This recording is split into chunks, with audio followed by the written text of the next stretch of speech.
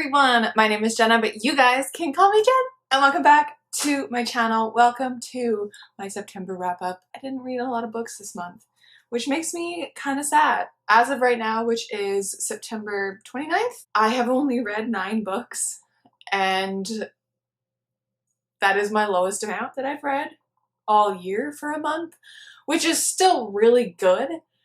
And I read one of my absolute all-time favorite books this month, so that's really awesome. It's so much lower than everything else. I think my last lowest month was June, where I read 10 books, so it's very, very close, but yes. So if I end up reading another book, I will mention it in my October wrap-up, and if it's any of those, it would be probably the ones that I'm like already in the middle of, which, as we know on my channel, I'm in the middle of so many books. So why don't we start with, let's switch it up this time. I will tell you my stats of what I read this month, and then I will tell you what I'm currently still reading, and then I'll go into the wrap up. We're just gonna switch it up a little bit. All right, so this month, as I said, 9 books. I ended up reading 1 2-star, 2 3-stars, 2 3.5 stars, 1 4-star, 1 4.5 star, and 2 5-star books. So that's pretty fun. I hit my 100th book read this month, which was my goal for my Goodreads reading goal. So I hit that this month, which is pretty fun. My 100th book was my Rick Riordan book that I'm going to talk about today, which is super exciting. And I did find a favorite book as well. Okay, let's break it down into genres. What did I read this month? All right, so I did not read any YA fantasy this month, which is insane. I am in the middle of one. No, 2 of them. I'm in the middle of 2 of them, but I just haven't finished them, which is kind of sad. I did read 1 fantasy this month. I read 2 graphic novels, 2 romances, 2 middle grades, and 2 regular fiction books. So that's pretty fun. All right. Let's get into the books that I'm still currently reading, and then we will get into the ones that I did read in September. So if you guys remember my TBR video, it was very ambitious, and I definitely shot myself in the foot with it. Definitely did. So the first mention of that lovely list should probably be my classic that I intended to finish. I got halfway through it, which is still pretty great, and that is The Count of Monte Cristo. I ended up reading to page 549. I'm on chapter 55, A Talk About Stocks, and I have all this left to go, which I'm still going to keep working on. I intended to finish it in September, but that just didn't happen. Even with my little sections, I just didn't get to it, which is okay. I am still kind of enjoying it. This book doesn't need to be this long, but it's okay. I'm still gonna read it. Hopefully you're gonna enjoy it a lot. But yeah, so that I'm still reading, and I'm also still reading my other classic, which is The House of Mirth, which I've been reading literally all year as well. Apparently these are just my 2 Everests that I'm gonna die on, but that's okay. Where am I in The House of Mirth? I'm on page 163, which is not quite halfway, but very close to, and I need to continue both of these into October and November, because I know I'm not going to finish them in October, because I have other classics planned for October, and I've had them planned for a long time. But stay tuned, because the next video, my TBR, is going up tomorrow when you see this. It'll be up on Saturday, October 3rd, so watch out for that, where I talk through yet another TBR that I'm probably not going to get through. But we're just not going to say that. We're going to say we're going to get through this TBR, because I really want to. Anyways, besides the point, I am still in the middle of City of Brass. I'm still only 30 pages, really, into The Curse of the Pharaohs by Elizabeth Peters. I'm still like 100 and some pages into Falling Kingdoms by Morgan Rhodes. I just haven't picked them up, you guys. I have not picked them up. I did have audiobook issues with The Curse of the Pharaohs this month. Apparently Scribd just won't let me open up that audiobook. There's something wrong with it. So I have to either find the audiobook somewhere else or just read it with my eyes, which is fine. I just really like listening to those books. because I really like the audiobook of the first one, and I would like to continue listening to the audiobook of the second one. We shall find out if Scribd fixes itself. If it doesn't, I will read it with my eyes, which is fine. Anyways, I am also still in the middle of the only book that I actually brought with me up here, which is kind of sad. I apologize for that, but it is my reread of An Ember in the Ashes. This would be the only book that I would probably finish this month still. I am hoping I do, so that I can read the second one next month, but that is, I am 113 pages into it, and I need to just devote a few hours tonight and a few hours tomorrow to finish it, and I will, because this is such a fast read and it's one of my favorite books. I just have to actually devote the time to do it. So that is that. Alright, so the very first book I finished in September was You Had Me at Hola by Alexis Daria. I can't remember if I finished this in September or really late August, but I ended up giving this 3.5 stars. I read this for the Lovely Ladies live stream. It was our August pick for this month. It was on my channel, so I will leave the link down below if you want to go listen to all of our thoughts, spoilery and otherwise. And yeah, there was something missing from this. It was super fun, super enjoyable. It just felt like there was something missing, and I had issues with the pacing as well as some plot devices chosen, especially near the end. I have a huge issue with what they picked, or with what the author chose as the, like, you know, big moment as to what the problem of the book was. Just personal reasons. But go watch that live stream if you want to hear more. But yes, 3.5 stars. The next book I read is for a video that's hopefully coming soon. I have 2 more books to read for it, so we'll find out when I actually get to it, but it'll be coming hopefully in 2020 sometime. But I read The 13th Tale by Diane Setterfield. I absolutely loved this book. It is definitely a new favorite of mine. It is just, oh, it is so good. I went through and I annotated it as I was going just because it felt like it demanded to be annotated. So this is a story about, I didn't explain what You Had Me at Hola was about. Oh no. That's fine. Go watch the live stream for that. This one is about a girl named Margaret who one day gets a letter from this really famous prolific author named Vera Winters, I believe her name is, or Vida, not Vera, Vida Winter, and Vida Winter wants her to write her biography. This book is very Jane Eyre meets The Seven Husbands of Evelyn Hugo meets The Starless Sea, and it is just so beautiful. So Margaret goes to Vida's house, her manor, and she listens to the tale of Vida's real life, what happened in her childhood and all that kind of stuff. And there are twists and turns and terrible people and really creepy gothic elements that I just absolutely loved. Oh, it was so good.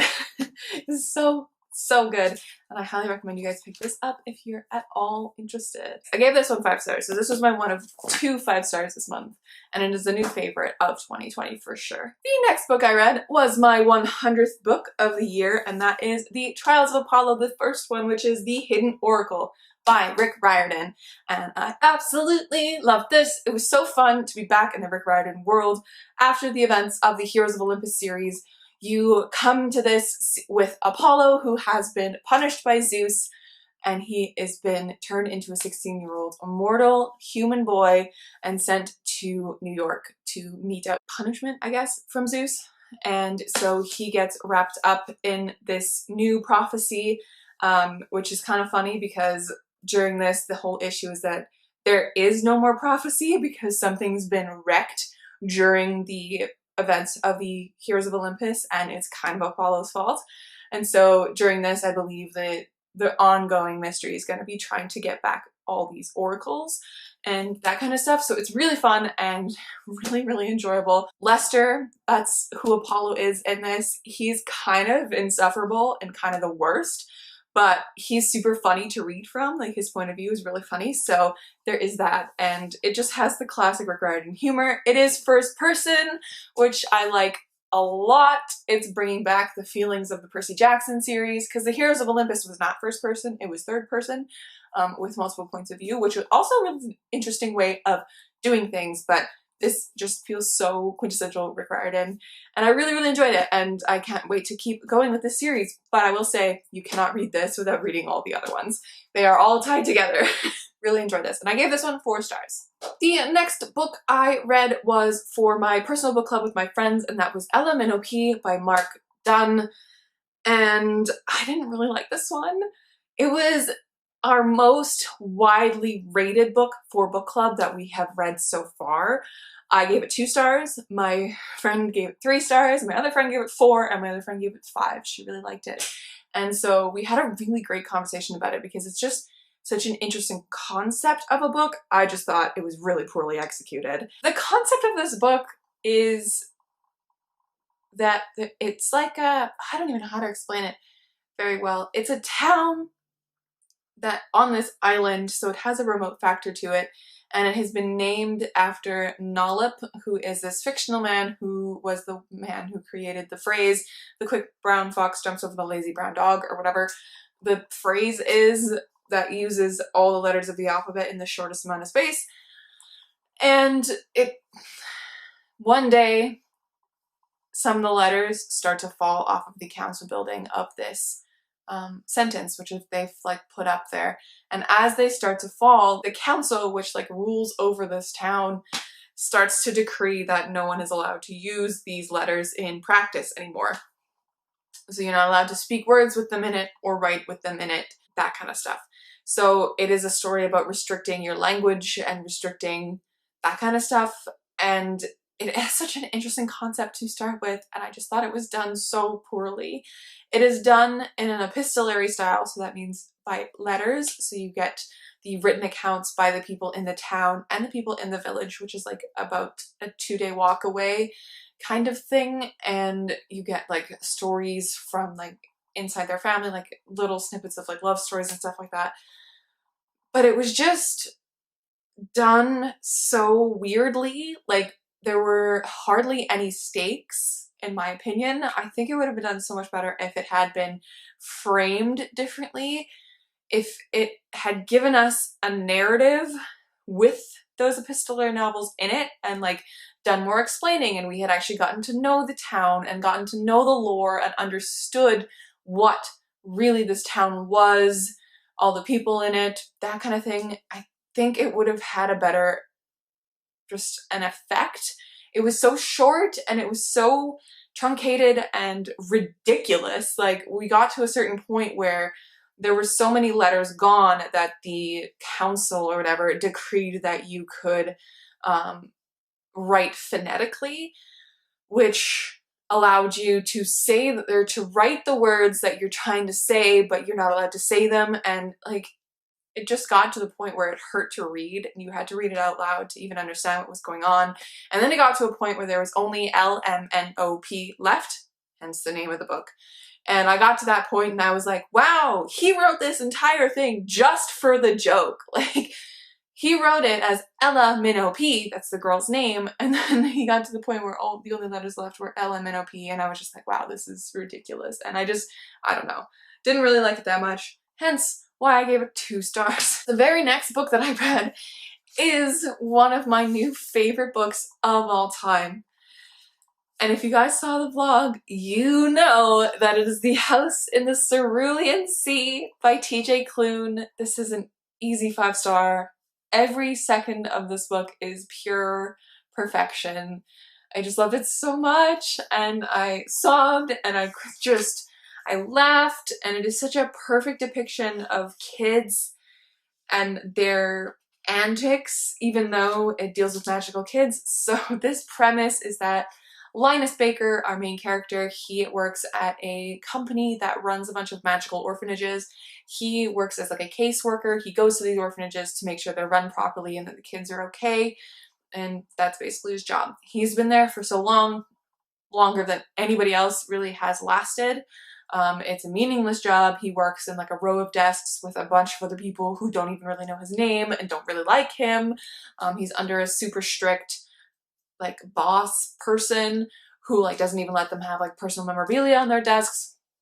But he's fine with it. It's his life. He's whatever. Doesn't really mind. He goes home every day to his cat and his music, and he just lives his life. He's very lonely, but he doesn't really see that.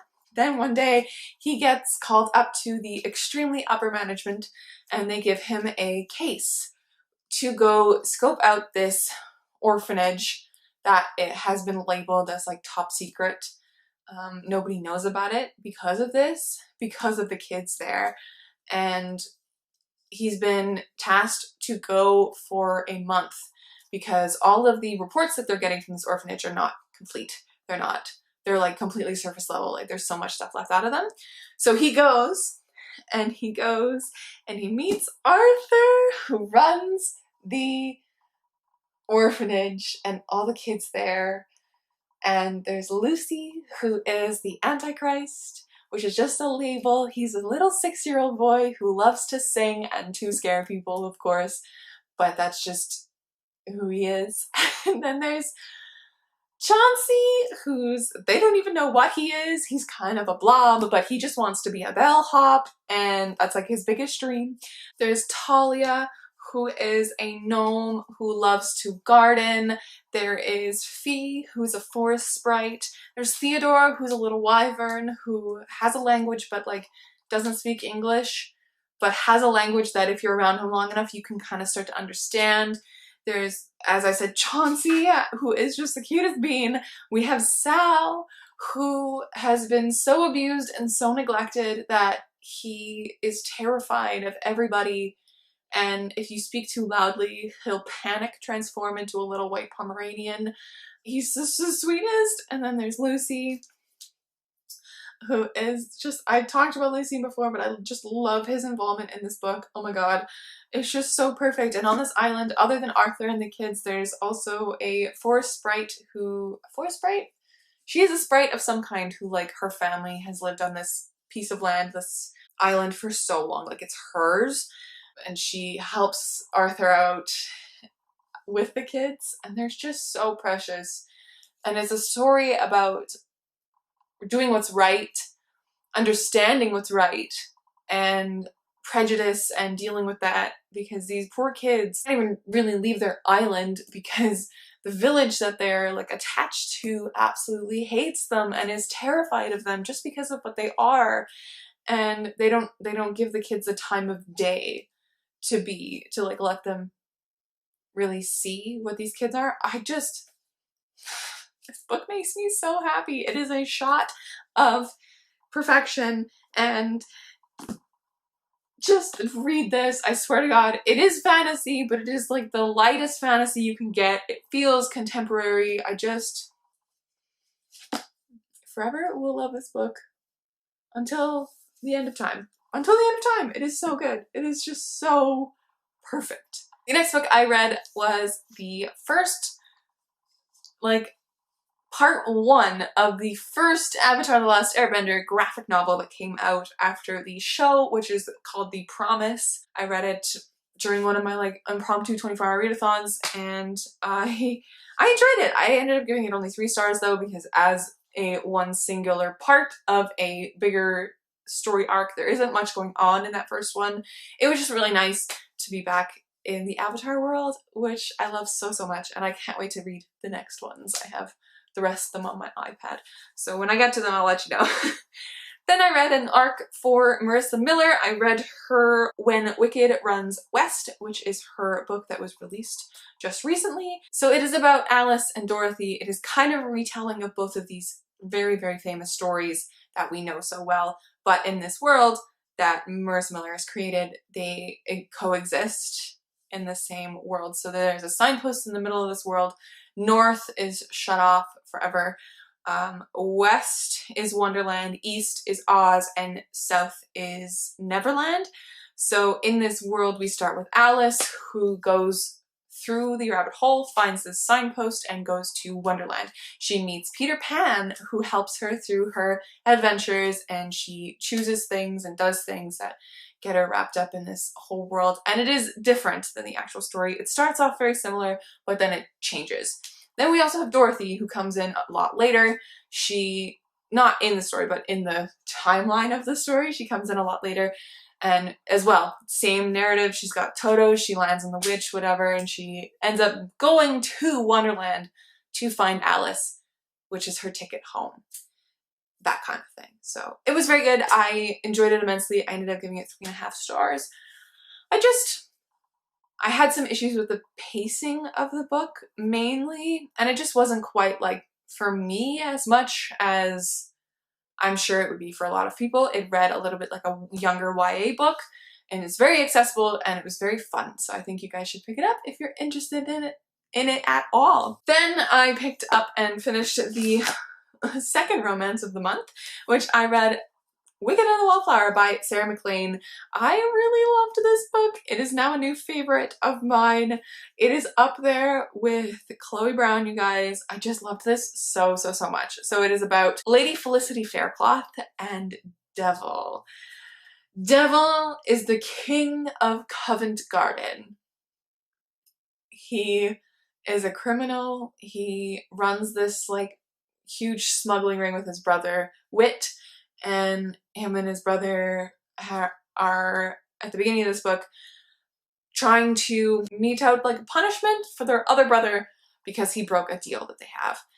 And whilst they're trying to mete out this punishment, their brother, who is the Duke of Marwick, and he has come to this title in a non-legal way. And so they're trying to mete out this punishment because he was not supposed to come back to the city. But while they're at the Duke's house, Devil ends up meeting Felicity, who is a 27-year-old spinster who has been ousted from society about 18 months previous, and she's grasping at straws to stay into this society. And from there, their relationship grows, and they end up doing a deal together where Felicity accidentally lies and says that she's going to be marrying the Duke of Marwick, and the Duke ends up being, like, convinced by Devil to do that, to go through with it, because Devil has his own means to then get back at the Duke through this deal. And it's just this very complicated world, but it's so good. It's so much more than just the romance. It feels, I said this in one of my vlogs, it feels kind of like a Peaky Blinders type of situation, where you have the head of the Peaky Blinders, who is, like, reflected in Devil in this, who's, like, the king of this whole thing. He's got control over all these people, and he is not afraid to bash someone's skull in with his cane if he wants to. Like, it's got that vibe to it. But then he falls in love with this Marquis's daughter, and it's so good, and I loved it so much. It was such a great, great, great story. Loved it. I think I gave this 4.5 stars. Loved it. And then the last book that I read this month was really on the whim. I was sitting at my desk yesterday waiting for my video to export, and my friend had given me this for my birthday, and it had just arrived, and it is the second Percy Jackson book in graphic novel form, The Sea of Monsters, which was so fun to get because I've always been interested in these graphic novels just to see what they're like. And I liked it. It was super fun to be back in the Percy Jackson world. But I will say the art style of this really makes me mad. It's really cool and really lifelike, but it makes the kids look so old. Like, let me find a good image of Annabeth in here. Like, she looks like she's a 20-year-old, and I just don't understand it. I don't like it. Like, look at this. She looks like she's old. So does Percy, and I don't like that aspect of it. They make her look old. They make all of them look old, actually. And there's a moment where you see Luke in here. If you guys know who Luke is, you read it. And he looks like a 40-year-old businessman, like a schmoozy businessman. Let me see if I can find a picture of it. He's supposed to be like a teenager, like 17 years old, and that's the only thing that I really didn't like was the art style of this. He just looks like an old man, and I don't like it. Like, look at this. That's Luke. I don't understand. Anyways, that was that. I think I gave it 3 stars. 3.5 stars. Yeah, because it is also my least favorite Percy Jackson book. So the story is not my most favorite, but it was super fun and really quick to read. And I would like to get all the other ones just to have them in my possession. But yes, those are all the books that I read this month, and it was an okay reading month in general. Besides the fact that I read 2 new favorites, or 3 new favorites almost, it was not like a super exciting reading month for me. There just seemed to be something lacking, but hopefully October picks that up. And so stay tuned for my TBR, which is coming tomorrow for you guys. And it's gonna be exciting because I will be dealing with my lovely papers, which I never actually commented on today. But, okay, so the TBR jar picks that I picked last month, I read A Wicked and the Wallflower, so that one can be gone. And I read The Hidden Oracle, so that one can be gone as well. The one that I'm in the middle of is An Ember in the Ashes, and then these 2, Lodestar and Bone Season, are going back into the cup for future TBRs. Thank you so much for watching, and I will catch you in another video soon. Stay kind and keep on reading.